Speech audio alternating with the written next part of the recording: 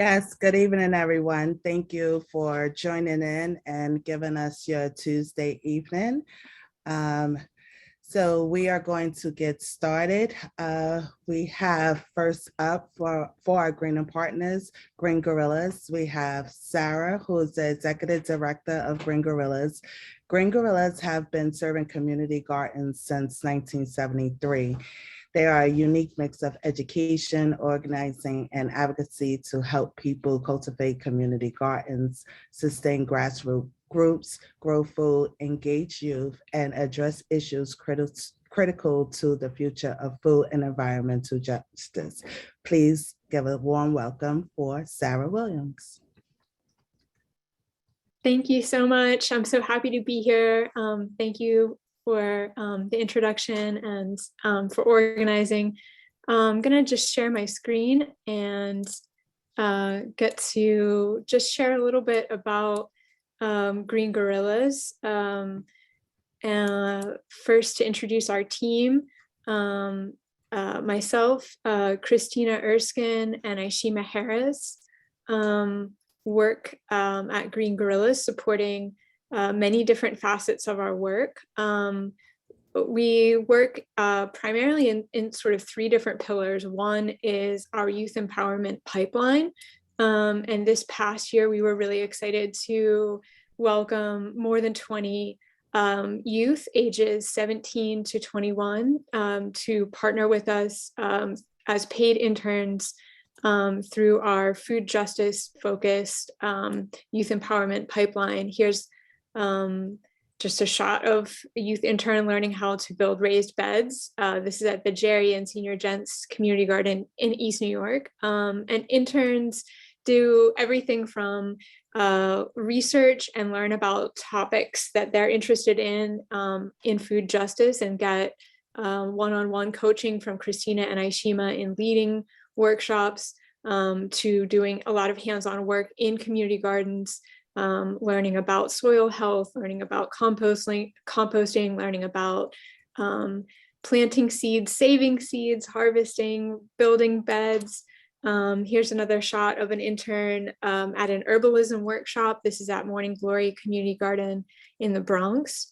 And here's a shot of the group at Green Space on 4th, Native Plant Community Garden in Brooklyn. So a big pillar of our work is working with young people, and really across the whole year. We start the program in December, and then it runs all the way through the summer until August, and then we start again in the next December. And it's a 3-year program, so youth are welcome to come and join us back across 3 years. We also work a lot with activating volunteers. So this past year, we were able to activate over 100 volunteers across 23 work days during the spring, summer, and fall. If any of you would like to have a volunteer work day in your garden, please reach out to me and we can see what we can organize.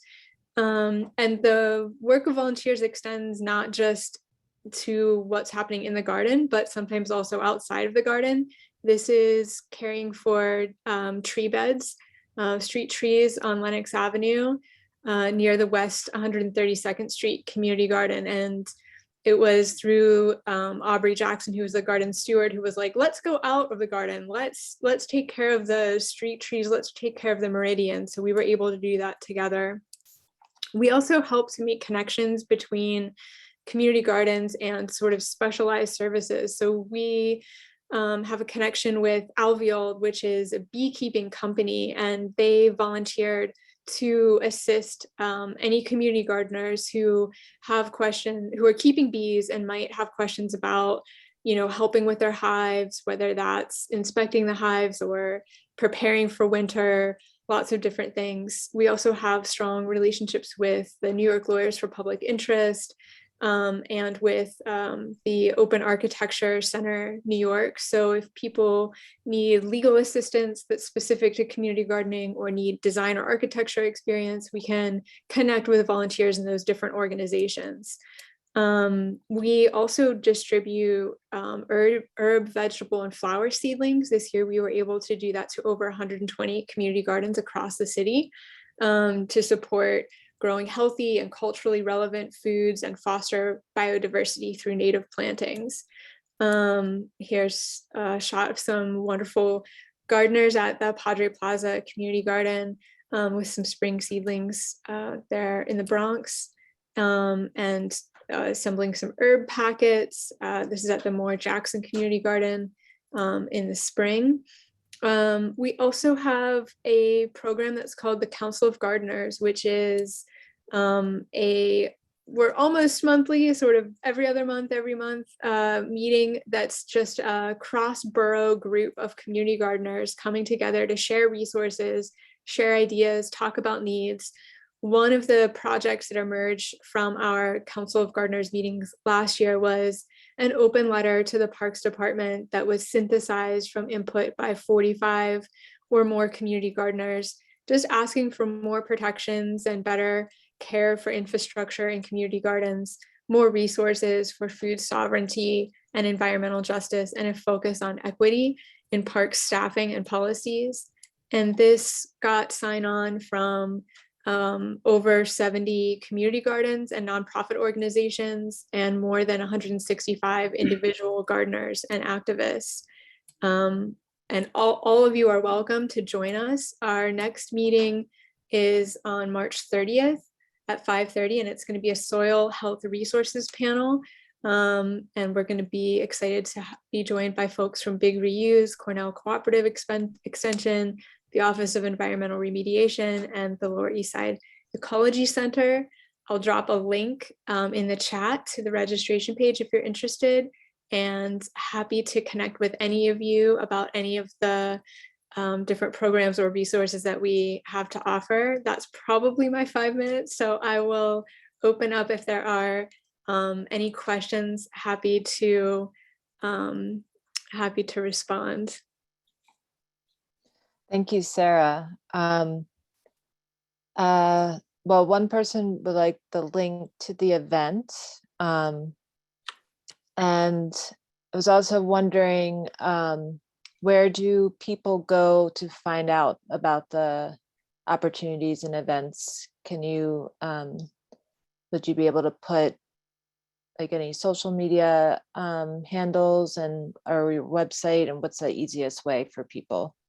Yeah, people can just email me also. Great, Just thank put my you. email in the chat.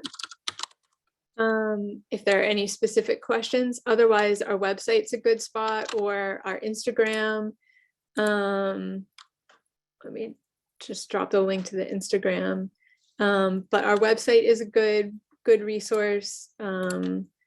Instagram especially, or just to email me, especially with any like specific questions. Great, thank you. And just checking. Okay, so Stephanie has a question. Does your organization provide volunteers, or do you aid other community groups in building their volunteer and youth base? We usually provide volunteers. Like, we will connect with like a group of folks who we have a listserv of people who volunteer with us, and then we can say, hey, there's a project going on here or there. You know, are you interested? We are connected with several like corporate groups, and we can kind of say the same thing. Like, if a gardener comes to us and says we have a need for a project, we can organize people around that need. In terms of aiding community groups and building their volunteer and youth base, that's a really good question. That's not something we've done to date, but I think that's really interesting. Sounds like a very interesting project, and I'd love to connect with like Aishima and Christina about whether that could be part of something that we do, even embedded in our youth program, as our youth are gaining leadership skills. And so Stephanie, I'd be happy if you want to email me about that. We could sort of talk about that specifically. Great, thank you.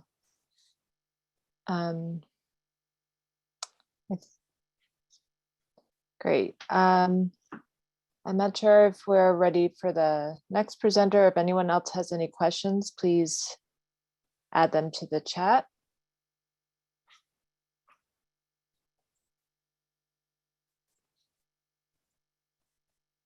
Well, if Okay. you're ready, I think we should move on to Yeah. Eugene. Great, Yes. thank you. Um, yes. So thank you, Sarah. That was an awesome presentation. So next we have Maureen from Brooklyn Botanical Garden. Maureen is a community field manager at Brooklyn Botanical Garden. She promotes urban greening through education, conservation, and creative partnerships by working with Black associations, community gardens, and other service groups. The garden is building a vibrant network of people, places, and projects dedicated to making Brooklyn a greener place. Please welcome Maureen. Hi, everybody. So nice to see you all. And thank you so much to everybody at Green Thumb, especially Mira, Serena, Tawana, and Carlos for making another great Green Thumb Grow Together. I'm super excited to be here. And it's really nice to see a bunch of familiar faces and familiar names. So I'm going to talk a little bit about the community greening programs that are at Brooklyn Botanic Garden. But before I do that, I wanted to introduce you to a little friend of mine, which is this little tomato plant that was grown from seed. It's getting a pretty nice thick stem here. And this is just to shamelessly pitch my workshop on Thursday, which is Tomato Heaven Part 1, starting from seed. It's going to be 6 to 7 o'clock on Thursday. So I hope to see you there. And if you have questions about tomatoes in this little after section, I'm happy to address that as well. So a Brooklyn Botanic Garden is a beautiful oasis of all kinds of plants and indoor conservatories in Brooklyn. And we have a small but mighty community greening department. Here's one of our little brochures. We have 5 core programs, and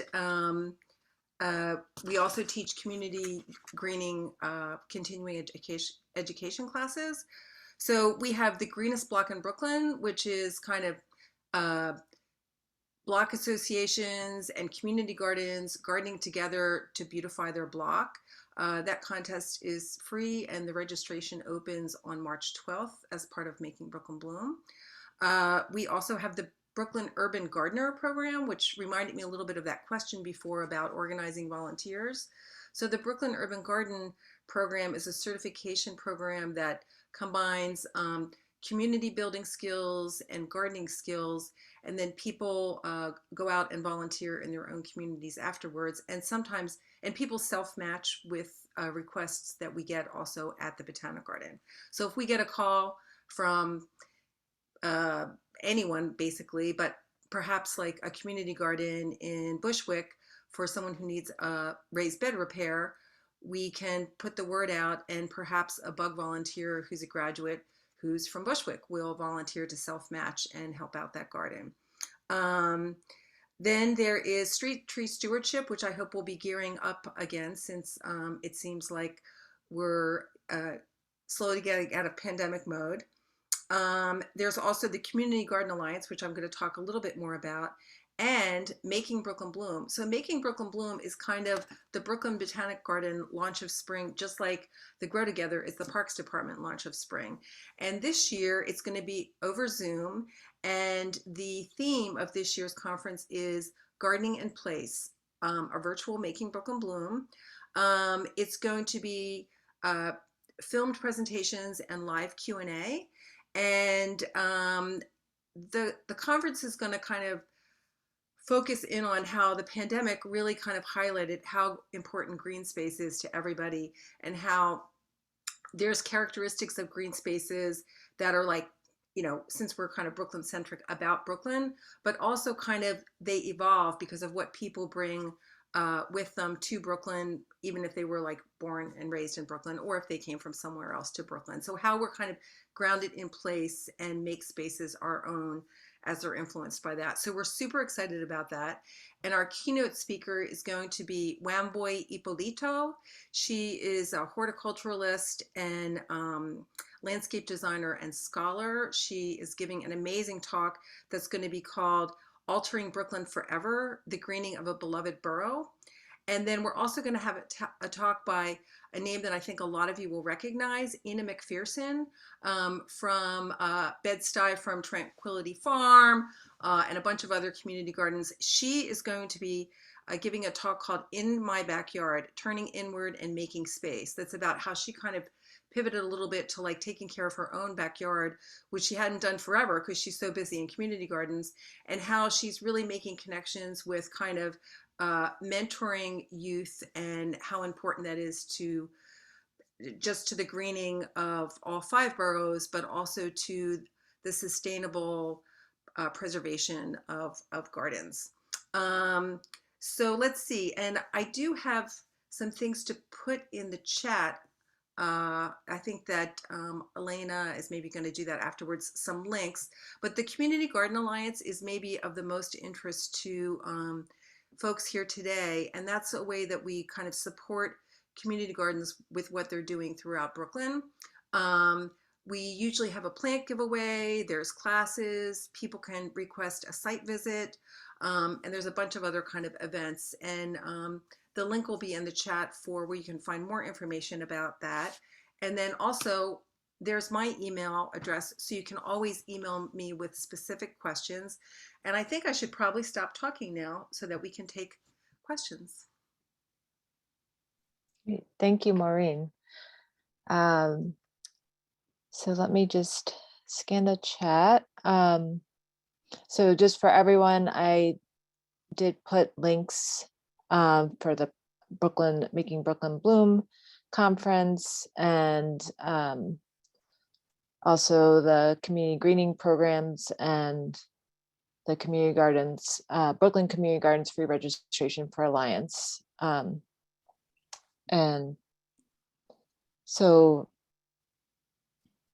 for Maureen, let me, what are you most excited about this growing season? For me? Yeah. Yes, or yes.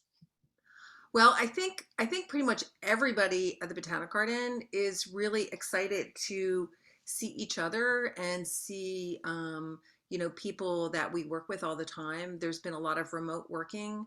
Actually, I'm still working remotely right now, and hopefully by the beginning of March, I'll be back on site. But we're really excited about resuming some of the program that was kind of on pause for the last 2 years. So I would say that's what we're most excited about. And in our storage room over the past couple of weeks, I have been in the office a couple times, and we have thousands and thousands and thousands of packets of seeds that we had donated that we're going to be figuring out how we're going to be distributing those. So I always get super excited when I see seeds and when I get to talk about plants and seeds and educational things with gardeners.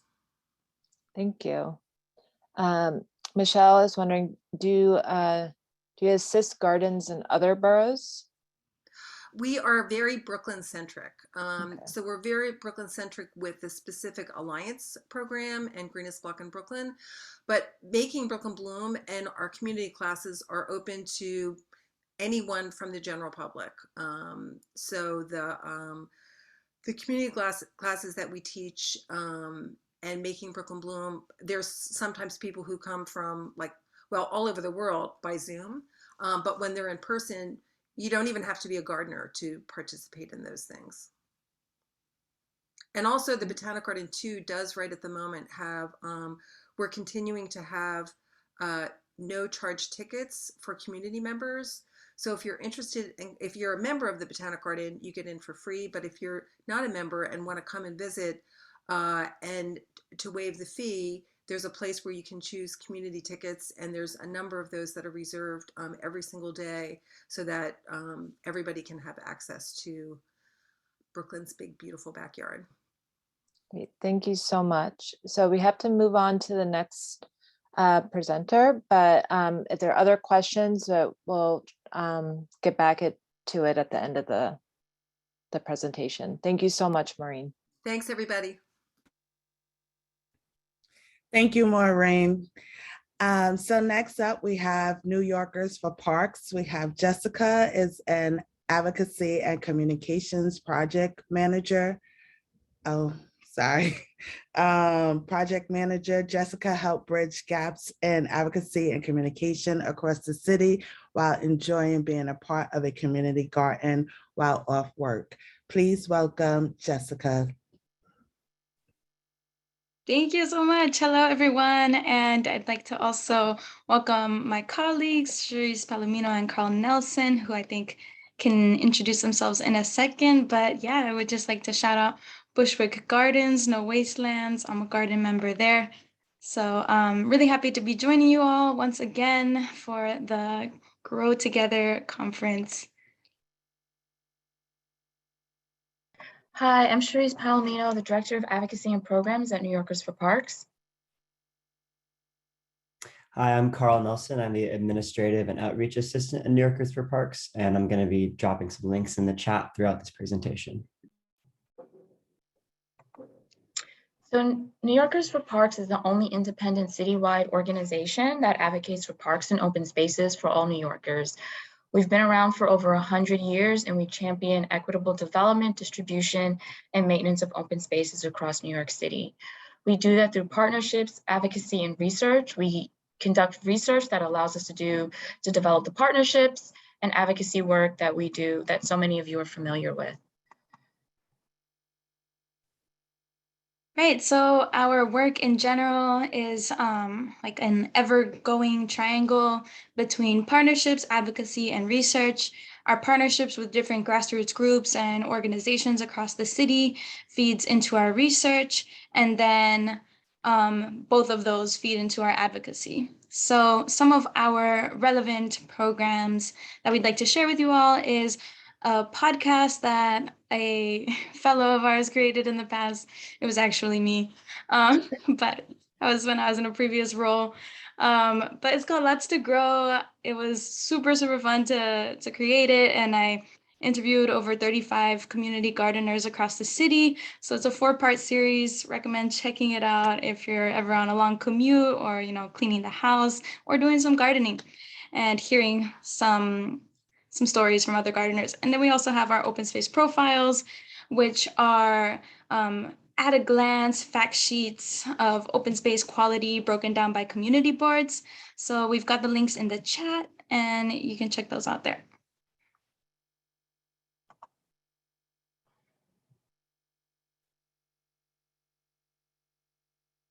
And we also have the Daffodil Project. Cherise, do you want to talk a little bit about the Daffodil Project? Sure. The Daffodil Project is 20 years old. It started after 9/11 when a Dutch businessman donated 1 million daffodil bulbs to New York City to honor the victims of 9/11. And every year we give out daffodil bulbs in memory of that event. Last year we distributed about 1 million daffodil bulbs to celebrate the 20th anniversary. And so if you saw the preliminary budget last week, jumping into our advocacy, the mayor proposed budget cuts at 3% of the Parks Department. And so we are advocating to push the Parks Department budget to 1% of the city budget, which would bring it to about $1 billion. And so, this is consistent with the historic underinvestment in New York City parks. Most cities and most municipalities spend about 2 to 4% of their annual city budget on their Parks Department, and New York City spends about 0.5%. And so we're advocating for an increase to 1% that would provide opportunities for the Parks Department to staff up, provide more maintenance staffing, and a lot more investment in our overall parks. We know that over the last couple of years during COVID, New Yorkers have relied heavily on parks, and we were able to successfully restore $83 million in fiscal year 2021. And our parks continue to remain in really bad condition despite those historic investments. We still need a lot more to do to get the parks to be fully funded at 1%. And to do that, we have a coalition called Playfair that's leading the charge to fight for those changes. So our Play Fair for Parks coalition came from our campaign, Play Fair for Parks. And basically at this point, it's over 400 organizations and grassroots groups that all together advocate on behalf of parks. And so instead of just asking for a little bit, we really want the city to put its money where its mouth is, put its priorities into action, and really make some historic investments in parks. So we've had some achievements over the years. We're hoping to still go further. And this year we're focusing on getting New York City Parks Department to 1% of the New York City budget. That 1% before, when our budget was $100 billion, was coming out to about $1 billion. Now that the budget might be smaller, that means that the 1% might be smaller, but so we're thinking of shifting this goal, shifting the goalpost to that 1 billion number, because truly that's what our parks need. They make up 14% of all of New York City, so they need the funds to be taken care of.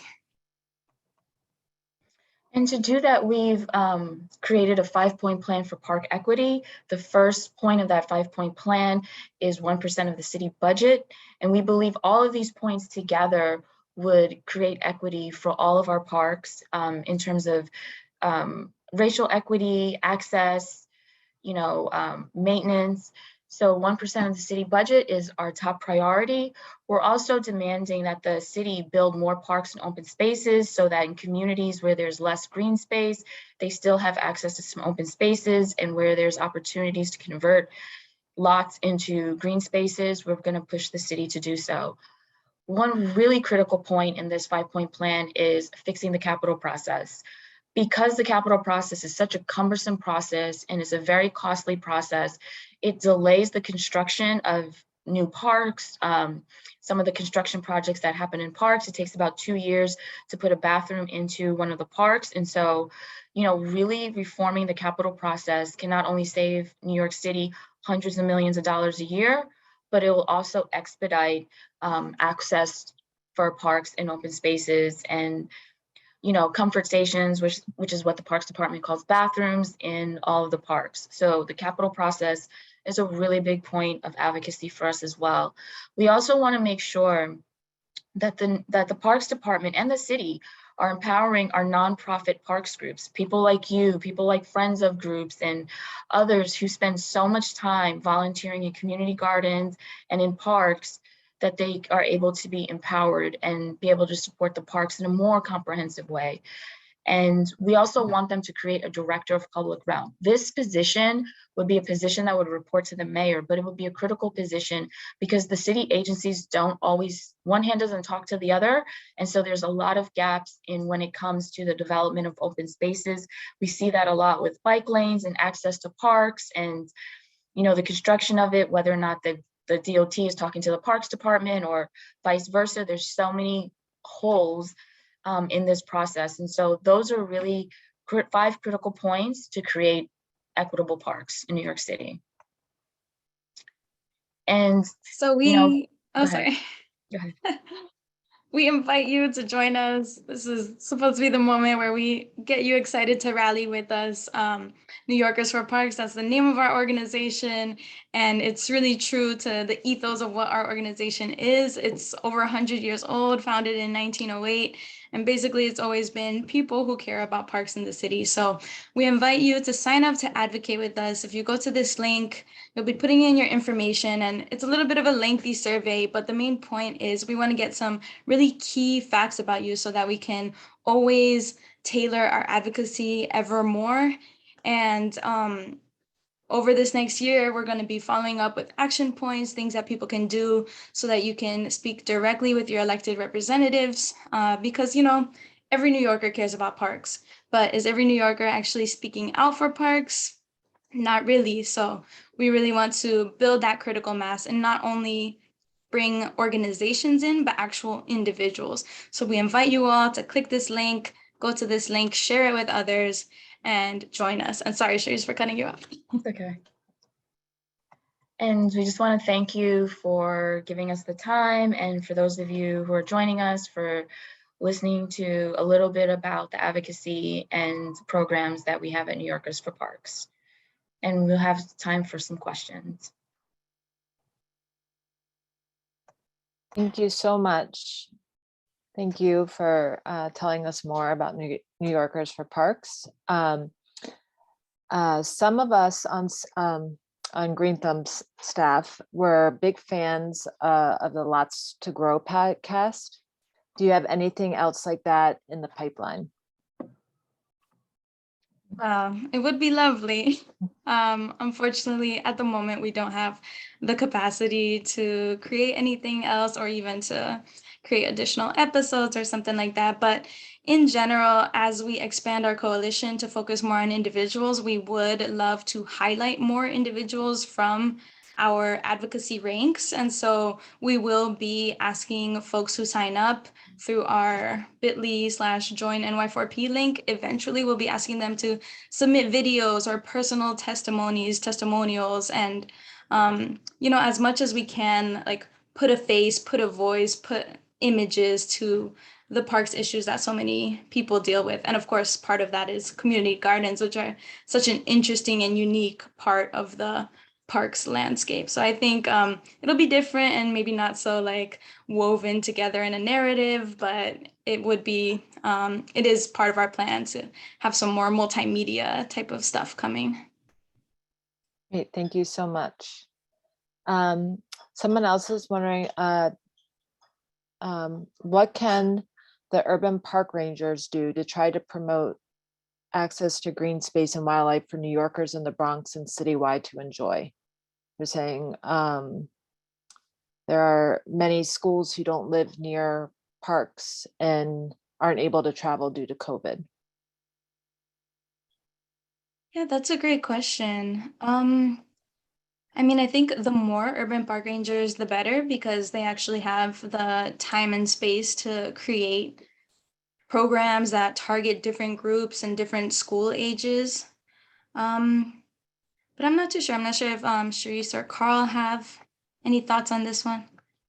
I mean, the first thing I would say is that, if they were interested in advocating, that they could contact us and we can, hear more about what they're interested in, and then we can kind of tailor what would be best for them to do and what specific ways in which they want to advocate. Great. Thank you so much. Again, thank you for being part of our virtual tabling. We do have Thank you for having us.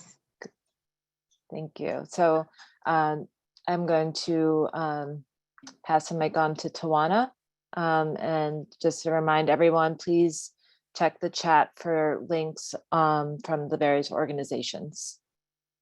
So thank you, Jessica, Sharice, and Carl. That was a great presentation. We learned so much. So next we have New York Parks Stewardship. We have Demi. Demi specializes in marine science and environmental sustainability and recently joined the NYC Parks Stewardship team as a field associate. She is passionate about sharing NYC's nature areas with volunteers and is interested in learning more about how parks can be involved in addressing issues of equity and public health in New York City. Please welcome Demi. Thank you, Tawana. Hi, everyone. My name is Demi. How's everyone doing? Really excited to be here today. I just actually started pretty recently with parks, and it's really awesome to see everyone who's really a part of like this process and all the different types of people like we can work with and do work with. Like, shout out to New Yorkers for Parks. Thank you guys for Playfair. It's excellent work y'all do. But anyways, I'm with Stewardship. We are part of the Forestry, Horticulture, and Natural Resource Division at New York City Parks, which encompasses like a lot of work in our natural areas, but our specialty is in working with the public. So our like main goal is to be connecting New Yorkers with their natural spaces, as well as offering advanced training opportunities through our Super Stewards program. So I want to get a little more into like the types of events we offer. We host volunteer events in all 5 boroughs, typically on Fridays and Saturdays. There's like a wide ranging of event types. We do invasive species removals. So there was a massive, like the Natural Areas Conservancy took under this like massive undertaking of like assessing the health of all of our natural areas throughout the entire city. That's thousands of acres of forests, wetlands, grasslands, and we primarily work in areas that have been designated as degraded or at risk for becoming degraded. So at these volunteer events, we target these invasive vines, shrubs that are kind of thinning out and lowering the health of our natural areas. We also then kind of like the next step, this is like in the long-term goals of like when we do these invasive removals and care, is that eventually maybe it could lead to a planting. So we do our plantings in the fall and spring. So we're heading into spring. I'll drop the link in the chat, but you could look up New York City Parks Stewardship and you'll have a whole list of our events coming up. So if plantings sound interesting to you, check it out. We have some of those events coming up soon. That's some of our like way more like our more like fun, rewarding events, like get a lot of turnout for those. And we also do like cleanups out in our wetlands. So the Rockaways, Bush Terminal in Brooklyn. These areas tend to accumulate like a lot of debris. So it's always really helpful and awesome when like we get a volunteer group out there and like everyone just goes in and cleans up everything. And then if being out in like those natural areas, deep in the forest, you know, hiking to a work spot isn't really like your jam and you prefer to be more like public, we offer street tree care, which I personally really love. I think it's a really great program and event type that's like great for families, great for community blocks, clubs, organizations. And our street trees are an extension of our urban forests, our urban ecology ecosystem, and they provide a lot of like health benefits to our communities, ecological benefits, stormwater runoff, capture. And we don't just like, you know, we can't just plant a tree and like leave it. So for these events, you know, we're going in and we're weeding them. We may be planting flower buds. I think those daffodils come from that daffodil project that was just mentioned, which is pretty cool. I didn't know that. We mulch it. And something I hadn't known was that, you know, you don't need any special permit or permission from parks to work in your street trees. So feel free to take ownership of the trees outside your building, outside your house, community center, your community garden, and you be free to work in those. And I just think that's like a really awesome way, like an easy step for people to get involved in working more outdoors. But we also offer some more formal training through our Super Stewards program, which really gives, like if this volunteer event, you know, here and there isn't enough for you and you really want to focus in one site, come back to something consistently, work independently, maybe even create volunteer events of your own. We provide all of the hands-on training, tools for you to accomplish this, the guidance, the ideas, the sound off board. So we have about 4 different types of super stewards. So I was just talking about street tree care. We have care captains. So again, if you're not comfortable really working in forests, you could also do multiple super steward tracks, but you can become a care captain, and that's you're focusing mainly on your street trees. We also offer trainings on how to like facilitate events with volunteers. So if you're like looking to like organize stuff with your community members, your neighbors. And then back to like that like invasive species removal, we have navigators. So I think what's really awesome about this program is that we like our super steward team works super closely with whoever is interested in becoming a super steward to make sure that they're being matched with a site that is appropriate for them to work in, that they feel comfortable in. You know, we work to make sure like you're comfortable IDing the species that you'll either be working with. And the commitment for this stuff, by the way, is only once a season. So it's pretty manageable. And feel free to go in more and do this more often. It's great. We are a small but strong team, but the Super Stewards really provide an excellent extension to our efforts to be maintaining and restoring all these natural areas. So we're here for you every step of the way. Any questions, concerns with your site, getting your tools out. And yeah, so then the two other ones are a little less developed right now, but there's still opportunities to become a shorekeeper. So you'll be primarily working in wetland areas, and trail maintainers, all the trails that we have throughout the city forests. We don't have someone out there 24/7, knowing if a tree fell in this way, or there's overgrowth on one way, or these signs are missing and it's confusing, and you don't want to be confused in the woods. That's a little scary. So that's sort of what our trail maintainers do. So the steps to becoming a super steward are fairly simple. First step is to attend a volunteer event, and then the next would be to attend our intro workshop, which occurs on the last Thursday of the month. So that's actually this week. So if you've been to a volunteer event before and now you're suddenly interested in becoming a super steward, check out our website. Again, I'll link that in a few. And sign up for the event that's this Thursday.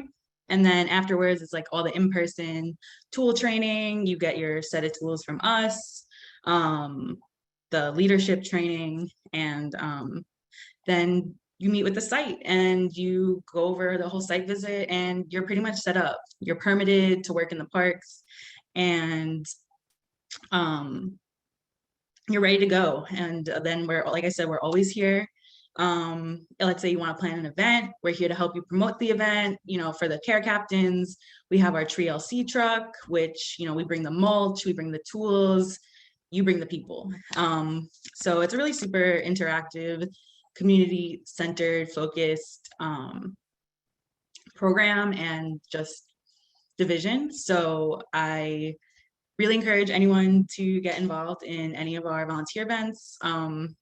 Check it out on that website. We divide them by boroughs, so you can go to one closer to home, check out somewhere new you've never been. You don't need any experience. You can be a software developer, an accountant. We welcome everyone and look forward to meeting you all in the field and getting you guys out there. So I just want to thank you so much. I just want to ask, you said that you welcome everyone. Is there an age requirement for becoming a super steward? So I don't believe there is an age requirement. I saw that question and I actually don't have a direct answer. There might need to be parent permission given. I know at our events we need parent, guardian, or 18+ supervision for teens. Okay. So I would have to check on that. I'm sorry. Okay. And just, I'm sorry, could Demi, do you mind providing your email so that Yes. person can follow up? Yes, of course. I'll write my email and if you're interested in planning any events or learning more about any of this stuff at all, scheduling stuff, I'll put our outreach supervisor, they're an incredible team. Great. Yes, we had a few more questions in the chat, but so for anyone that we didn't get to, please email Demi because we have to move on to the next presenter, but we really thank you for your time and going through the program. Thank you. Thank you. Demi, that was awesome. So next up, we have Partnerships for Parks, and we have Kate with us. Kate volunteers. Kate is a volunteer project manager who oversees the logistics for its My Park program, Partnerships for Parks, citywide hands-on volunteer program. She also leads and organizes volunteers from nonprofit groups to complete prioritized projects and parks across NYC. Please welcome Kate. Hi, everyone. Glad to be here. I'm going to have a short presentation, so I'm going to share my screen, jump into that. All right. Here we go.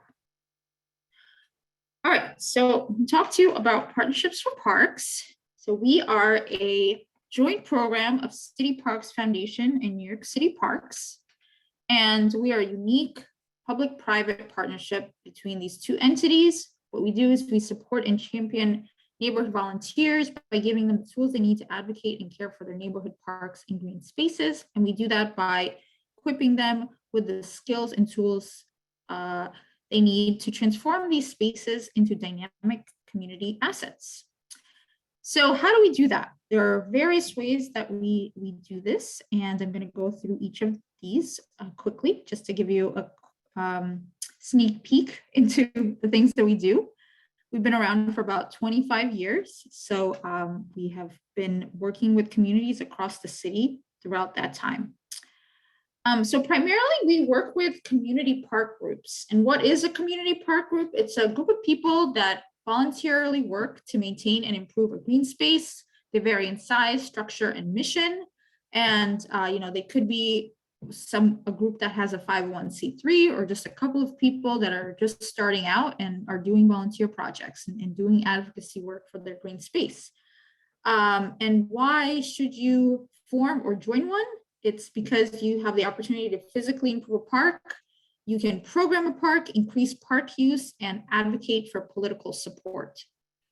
So typically, when folks are starting out with Partnerships for Parks, they are typically connected to our outreach coordinators. And we have staff throughout the city that oversee various neighborhoods and are really very well connected to the park staff there. So what can your outreach coordinator help you with?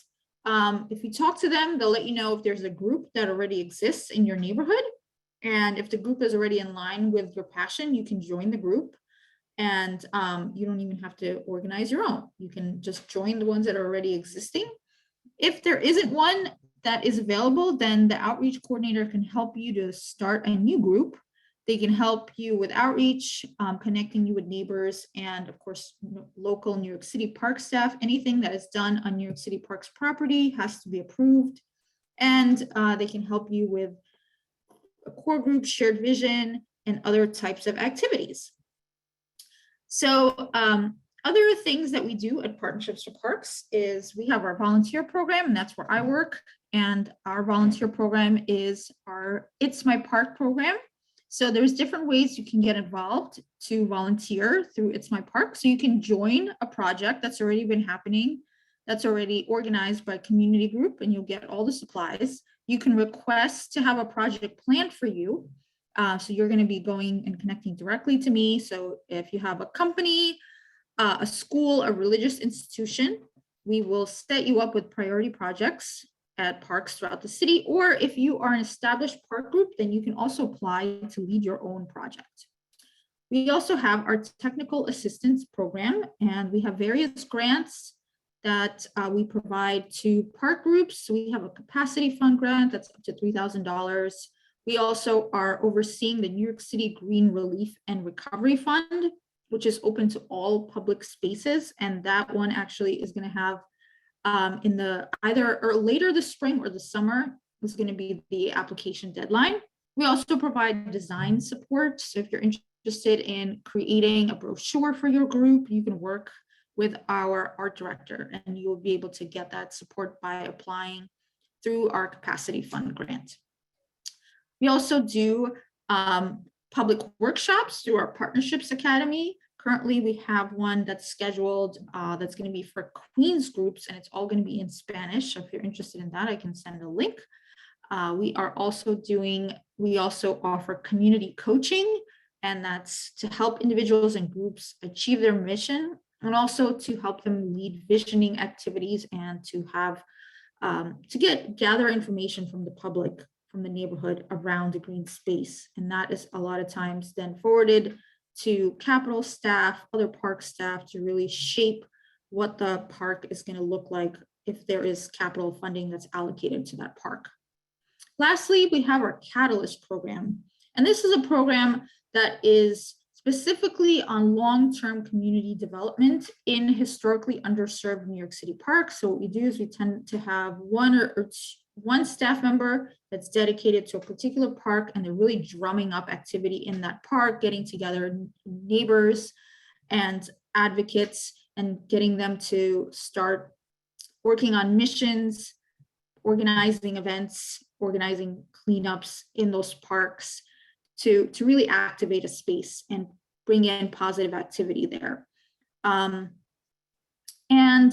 yeah, so the overview is as you all know, you're all here, we have almost 30,000 acres of land that New York City Parks oversees, and that's 14% of New York City. And during COVID-19, we saw that these spaces were really, really important to everyone. People were coming out in droves more than ever before, and we really need you to help out. There's only so much that less than 1% of a budget goes towards. And of course, thank you for New Yorkers for Parks for always advocating for green spaces across the city. And I'll end there. This is our website, partnershipsforparks.org. And thank you. I will take some questions if we have any time.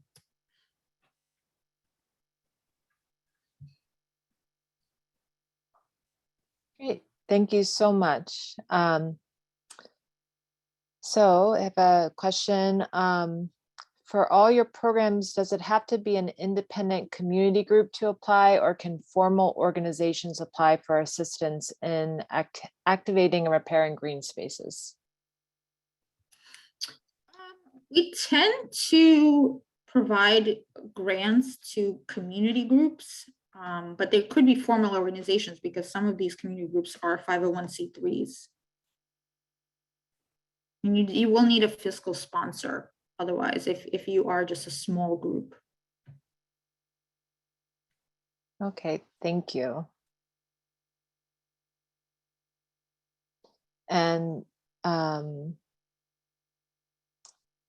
so what's your favorite story of transformation at a park site? That's a good one. Let's see, there's so many. Well, so I did work as an outreach coordinator for 5.5 years in Northern Manhattan. And one of the parks where I had worked very closely with volunteers was Isham Park, which is right across the street from Inwood. There was really great volunteer activity, and they coordinated with the garden. And there was one area that was, didn't have any plants. It was pretty large, probably like, I don't know, 1/4 of an acre or something. There was a lot of erosion in that area, and soil would always go into the building next door. And because of the engagement of the volunteers and work with the gardener over time, the city was able to donate and bring in a lot of plants into that area and just create a whole new garden space where it was just completely empty only a couple of years before. So it was really, really drastic change in a short time. Great. Thank you so much for sharing. And thank you again for telling us more about Partnerships for Parks. We can, I guess I'll pass the mic on to you, Tawana, and can start the next partner. Yes, thank you, Kate, for your presentation and for us to learn a little bit more. The next up is the New York Botanical Garden Bronx Green Up, and we have Zoe. Zoe is an outreach and education coordinator for the NYC Compost project hosted by the NYBG. She is also a Bronx resident, yay, and volunteer at her local community gardens, Friends of Mishula Parkland and the James Baldwin Outdoor Learning Center. She is involved with growing edible gardens and is part of the neighborhood food scraps drop-off sites. Please welcome Zoe. Hi, thank you. So my name is Zoe Archidiacano. It's a hard one, I know. And yes, as you said, I am the Outreach and Education Coordinator. I'm one of two. And I'm going to talk a little bit about what we do here, touch upon compost, and then talk about the compost project here. Okay. So can you turn to the next page, please? Thank you. So briefly, because there's a lot to be said about compost, but compost is made by decomposing organic materials into simpler organic and inorganic compounds in a process called composting. As you know, you bring your food scraps to your food scrap drop-off site, or however you do it in your gardens, your community gardens, combined with wood, browns, they call it, but chopped up branches and stuff combined is an amendment for soil. And this process recycles various organic materials, otherwise regarded as waste product. And a good compost is a dark, crumbly, enriched material that benefit with lots of different macro and microorganisms, insects, and all sorts that really feed our soil. And most of the soil in the city is nutrient depleted, so it's a very important resource. And I will add that 30% of our garbage, our waste, is food scraps, and that when it's sent to garbage dumps, it just produces methane. And when we compost it, it becomes something that it's no longer an environmental problem, and it's a resource. It's taking something that can be harmful and making it something very beneficial. Next slide. Thank you. So the New York City Compost Project. We are part of the Bronx Green Up program, which began in 1988. The New York City Compost Project was created by the Department of Sanitation in 1993. We work to rebuild New York City soils by providing New Yorkers with the knowledge, skills, and opportunities they need to produce and use compost locally. New York City Compost Project programs are carried out by teams of DSNY funded staff at 7 partner organizations. And I'll mention that there is one or more in each borough. So in the Bronx, we're the New York Botanical Gardens. In Manhattan, there's the Lower East Side Ecology Center. Brooklyn is the Brooklyn Botanic Garden. In Queens, there are 2. There's the Queens Botanic Gardens and also Big Reuse. Staten Island has Snug Harbor, which is the Cultural Center and Botanic Garden there. And Grow NYC also supports this program throughout the city. And what we do is support mid-scale compost educational facilities. We support some small compost sites, generally in community gardens. We have, as of now, 18 food scrap drop-off sites supported by NYVG in the Bronx. There are 23 if we were to include Grow NYCs as well, so that's pretty good. And there's a link there, which I can add because it might not be accessible in the comments. So there's a map where if you, in any borough, if you look where you live and you want to know where can I drop it off, it will tell you. I'll do that at the end. Yeah, I'll do that at the end. Okay, so next page.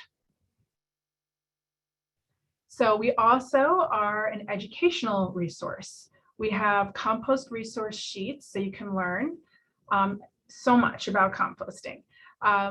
We have tip guides are through the library and also on the DSNY site. I will share links for that as well. And they include things, how to use compost, using mulch, indoor composting with a worm bin, which I can attest to. We do it in the office and I do it at home. It's really great for houseplants. Outdoor composting guide. Some people are homeowners, some people do it in their community gardens. And composters in a compost pile. So just understanding more what goes on in your compost pile. We also have, and we're reinstating in the spring at the gardens here in April, but other gardens are starting in the end of March, is the Master Composter course, which was on hiatus during the pandemic, and we are bringing it back. It is a little bit changed, Before you had to apply and it was a lengthy application process, but now you can take classes either as a one-off here and there, or you can sign up to become a Master Composter. And I will share a link for how to sign up for that as well. And it's just a great resource. You can learn so much, and it's free. So there's no reason not to do it if you're interested in compost. And there's no longer a lengthy application process. It's like if you just want to learn the science, or you just want to learn how to organize your compost site, it's all there. So and the schedule is going to be made available soon. We're still kind of, coordinating that as we speak. Next page, please.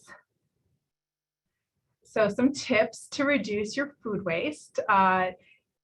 Sounds obvious, but it's always good to state these things. Make a shopping list. Freeze vegetables. You can use it in stock or broth, or freeze them to bring to your local site if you don't have curbside composting, which most that's been cut back and brought back, and it's it's all up, it's up in the air as to how that's going to go. You can freeze extras, and you could research canning and pickling options, because again, the bottom line is the less that goes into our landfills, the better. And again, a tip sheet here to do more. Next slide. So vermicomposting, I'll get into a little, because that's really accessible. That's worm composting to anyone who wants to do it in the city, because you can do it in your apartment. So this process by which a certain kind of worm, they're called red wigglers, are used to convert organic materials into a humus-like material known as verma. It's not vermin, it's a misspelling, vermicompost.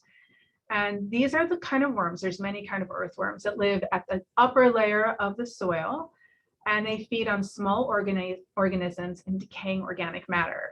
And they eat half their body weight in food scraps a day. And there's a link there to get more information. But I can say that basically, you take a small plastic container, you can line it with shredded newspaper that's not colored like from a magazine, is wood pulp. And then you can add little bits of food scraps.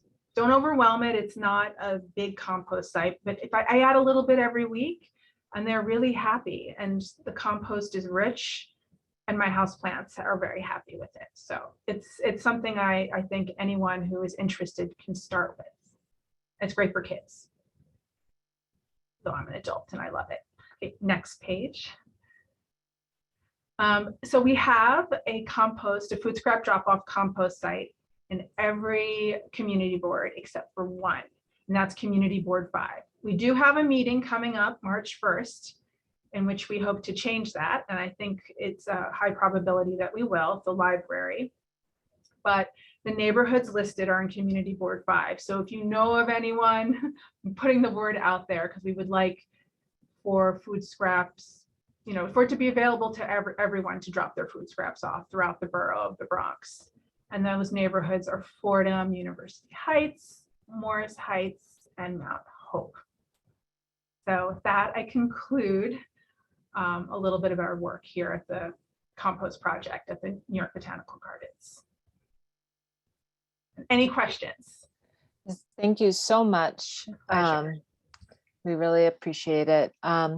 Did have a question. As the compost program has struggled throughout the pandemic, Yes. how has the current administration purported cuts to the overall program affecting the Master Composter program and related initiatives? As far as I know, and this is like late breaking news that we all got last week. As far as I know for spring for sure, we are having our classes. Moving forward, I believe because it's food scrap drop off, not curbside composting. We will continue forth, and we still have the funding. That is my understanding. And as far as the food scrap drop-off sites, the mayor has said many things, mainly that he wants to cut the budget. However, it is not a done deal. Tens of thousands of people have signed up for it. I'll include a link to a map showing where they are, where it is you can get curbside composting. That is not going to be taken away, and those neighborhoods you can, if you live in one of those neighborhoods, you can continue, if you don't have it yet, to get your building or home signed up for it. And I believe, and we hope, that if there is a continued interest, so I encourage people to continue signing up for it, and the mayor sees that, that they may revisit that, because there is an interest. And I did read one quote of him saying, we have to look at how other cities are doing it successfully. Because like I said, this curbside compost, not curbside, but the compost project has been around since 1993. That's 28 years. So maybe it's time to, he might think of doing something a little differently. I don't want to put words in his mouth, but food scrap drop-off sites continuing, classes continuing, our work here is continuing. And I don't think I said it clearly enough, but the work that we do here, and each botanical garden does, is we provide workshops.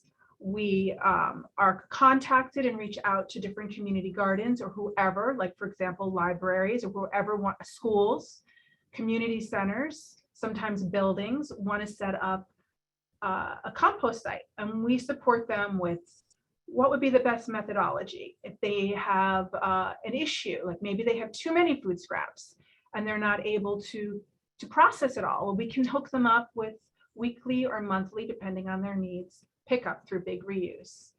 So we do outreach all the time. And now that spring is coming, we're getting back out there. You know, we really support our services, and we have materials to provide with, tools. It's what we do, and we're here to help. So great.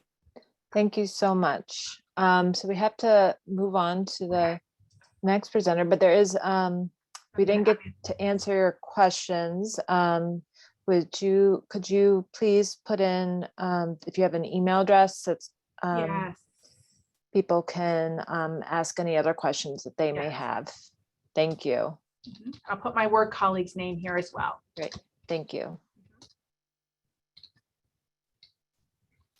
Yes, thank you. So we appreciate that. And thank you, everyone. I just want to say, I know we're going over a little, and I just want to thank you for spending the time with us. But we have one more presentation, and that's from Michaela from Cornell Cooperative Extension.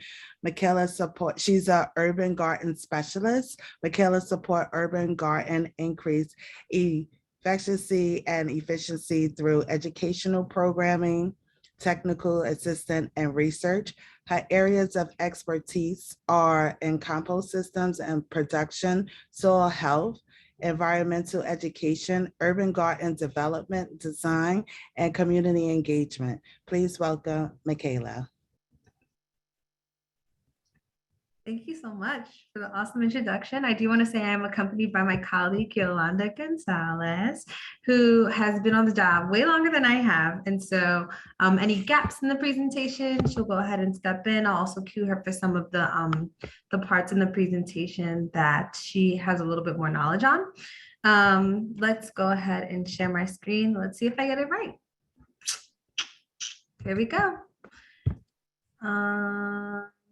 Let me turn this into full screen mode. Can I get a thumbs up if you all can see me sharing my screen? Beautiful.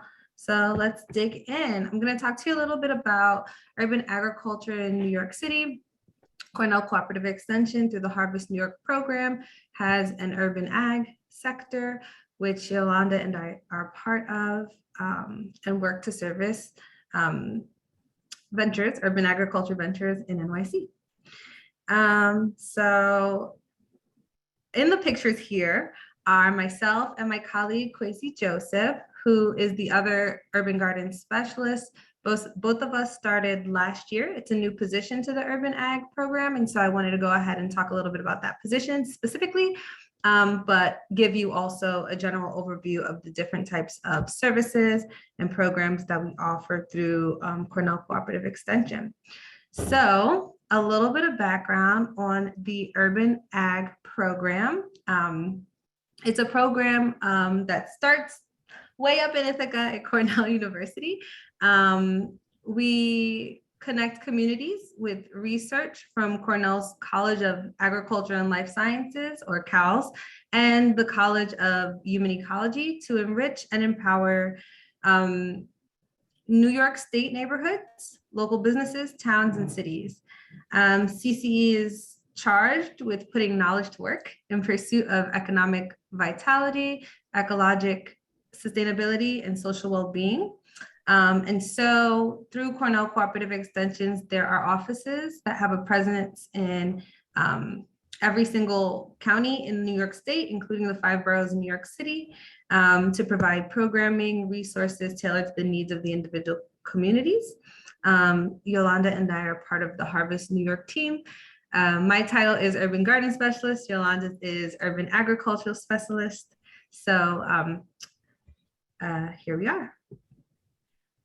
Okay, so my view is a little bit funny. I hope all of y'all can see the slide. I just want to make sure that I can see everything on the slide.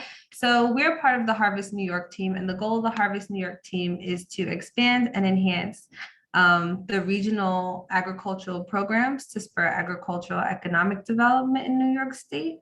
The Harvest New York State is a statewide team. So although myself, Yolanda, and our other colleagues who are in the city focus in this kind of area and neighboring counties, we do have folks on the team that support further upstate.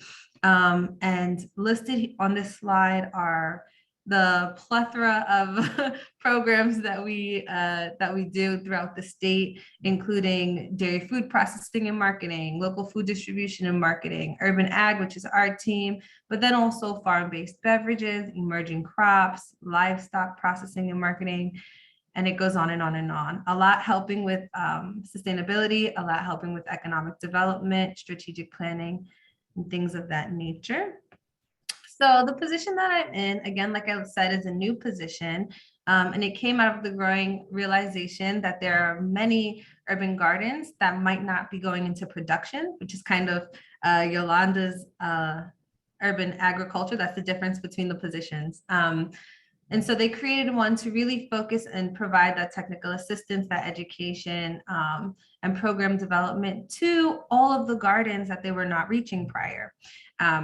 And so in this role, I'm really responsible for developing, implementing, and evaluating educational programs for community gardens and human nutrition. So that sometimes looks like working with schools, which is pictured here, to get them to start their own gardens. That is also like supporting gardens, as they try and enhance their soil quality or are considering planting new crops and want to really understand where in their garden they should put them.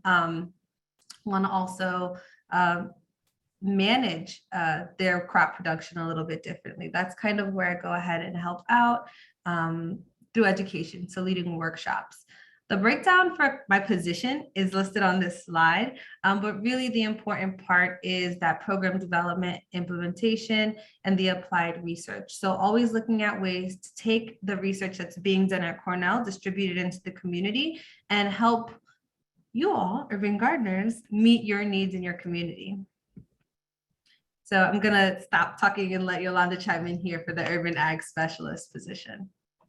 Yeah, so hi everyone, I'm Yolanda Gonzalez, the urban ag specialist with Cornell Cooperative Extension Harvest New York, the urban ag team. So this photo here is actually Sam Anderson. He and I are the 2 urban ag specialists. So essentially we work with commercial urban farmers. So that's around 40 different producers throughout the 5 boroughs of New York City. And we classify commercial as producing $1,000 or more in produce sales. So it's a pretty low threshold, and we tend to work with both nonprofit urban farms and gardens, as well as the larger end commercial entities as well. Next slide. Okay, so digging into our services, this was a treat. The person whose back is kind of focused and hasn't been mentioned yet is our berry specialist from Ithaca, who was just recently in the town. So I had to go ahead and put a picture of Anya in the slides. Okay, so I'm gonna go ahead and pass this to Yolanda too. Talk a little bit about commercial urban agriculture. Yeah, so the nature of commercial urban ag in New York City is what's the word, constantly adapting and changing. So a lot of these farms actually are no longer in existence. Tiny Rooftop Farm isn't around, and I think Empress Greens is currently on hold. But there are different examples of both rooftop farms and residential farms that are doing really innovative work that have that you can really see different hybrid models as well, nonprofit with some sales, community gardens, and so forth. Next. Like I mentioned, some of the examples of nonprofits with some sales. So this photo here is actually Bed-Stuy Campaign Against Hunger, Far Rockaway, in the Rockaways, and they actually share a plot with Edgemere Farm as well. So this is an example that is producing $1,000 or more in produce sales a year, grown primarily for the community in the Rockaways. Next. So I can talk about this one a little bit, Yolanda. Yeah, go ahead. This is kind of like where we blend, right? So we work as a full team, all four of us, Kwesi, myself, Yolanda, and Sam.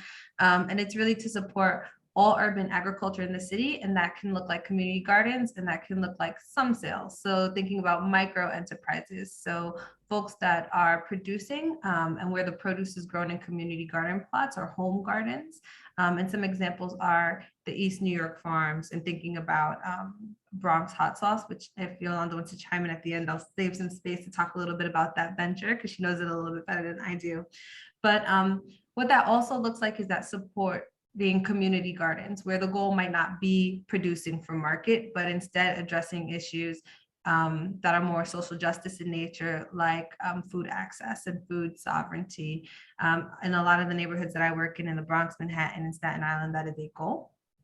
But also another common goal for community gardens is also community engagement. And so through workshops and through technical assistance, we're able to support in their efforts. I don't know, Yolanda, if you want to chime in with Bronx hot sauce as a venture.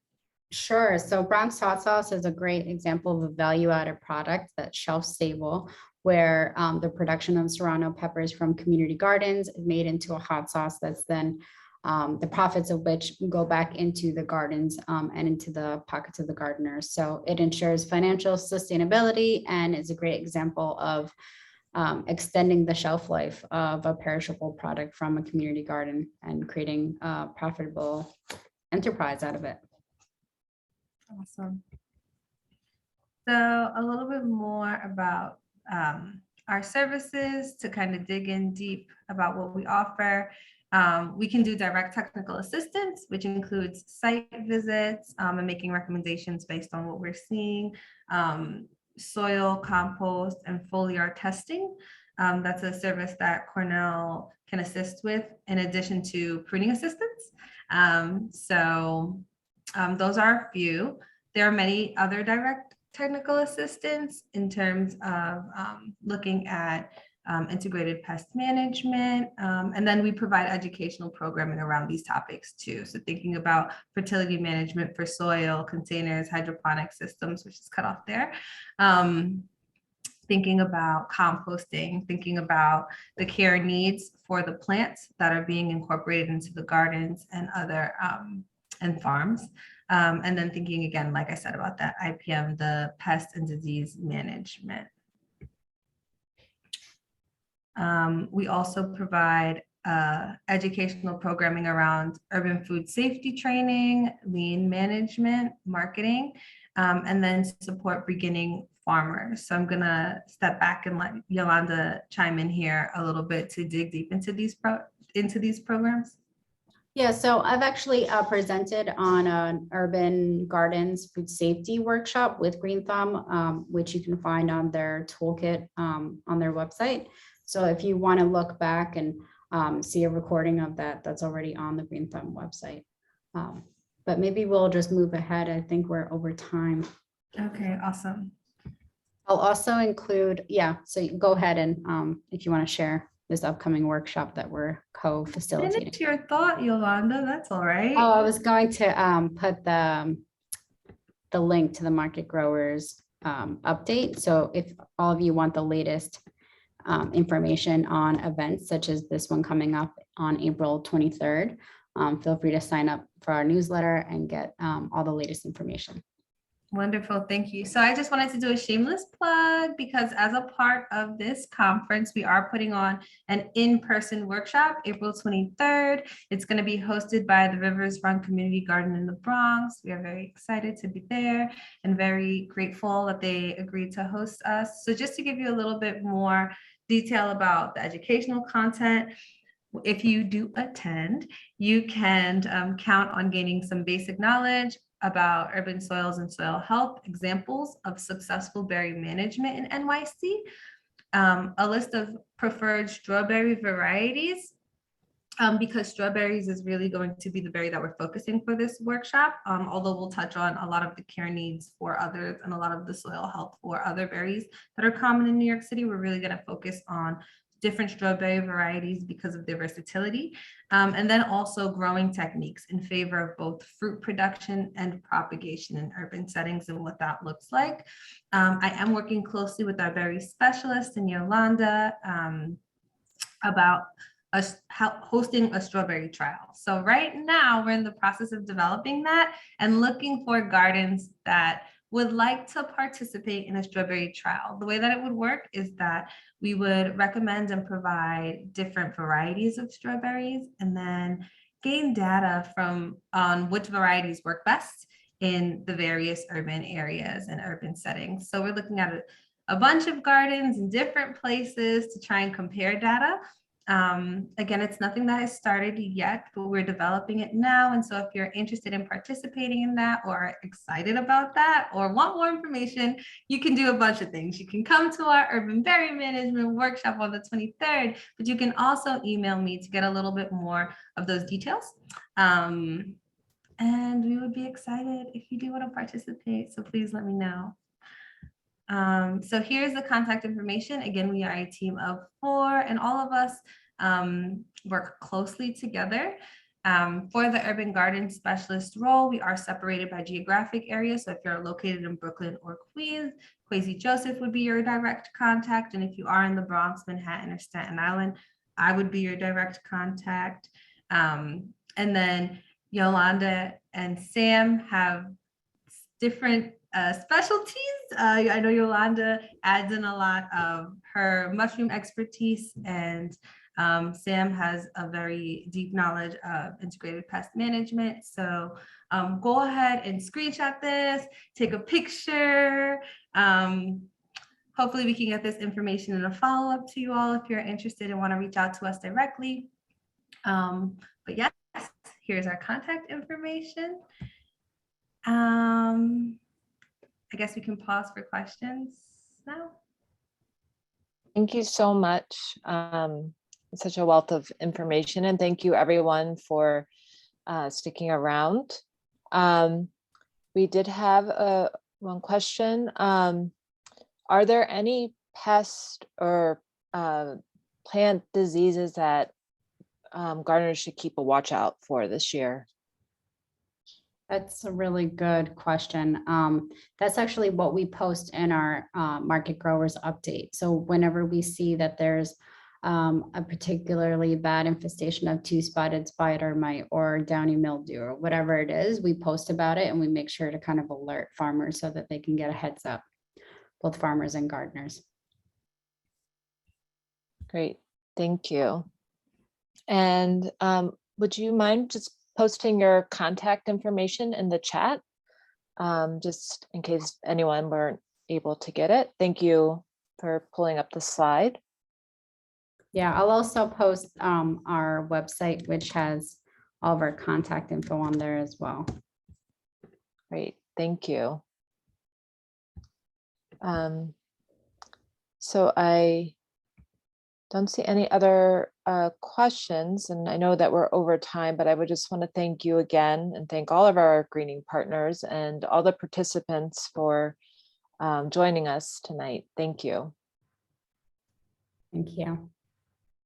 Yes, I wanted to echo Elena and just say thank you to all our greening partners for spending your Tuesday evening with us, and for our community gardeners for spending their time with us as well and learning more information about these organizations, our greening partners.